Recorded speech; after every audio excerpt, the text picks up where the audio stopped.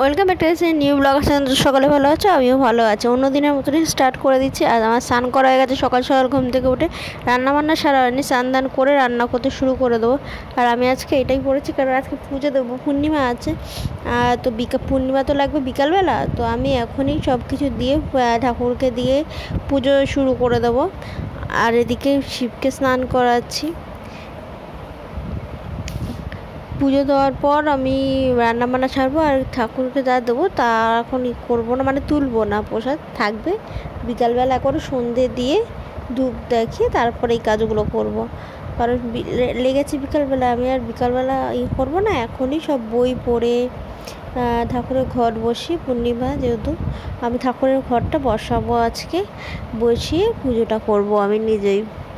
তো তোমরা চলো দেখতে থাকো আমার পুজো। কেমন লাগছে অবশ্যই আমাকে কমেন্ট করে জানিও। তোমাদের এক একটা কমেন্ট, লাইক অনেকটা এগিয়ে নিয়ে যাবে আমাকে। তোমরা প্লিজ পাশে থেকো। আমার প্রত্যেকটা ভিডিও দেখতে, আমার প্রত্যেকটা পেজেই অ্যাকাউন্টে আমার ভিডিও আসছে। তো নতুন নতুন অনেক রকম ভিডিও, রিলস থেকে শুরু করে নানান রকম রান্নার ভিডিও, নানান রকম ভিডিও, সব রকম ভিডিও আসছে। তোমাদের কেমন ভিডিও ভালো লাগবে অবশ্যই আমাকে কমেন্ট করে জানাতে পারো, কোনো অসুবিধা নেই, আমি দেওয়ার চেষ্টা করবো। আর তোমরা পুজো আমার দেখতে থাকো। অবশ্যই আমি ভয়েস ওভার দিচ্ছি, কারণ পুজো দিতে দিতে তো কথা বলি না আমি, এই জন্য।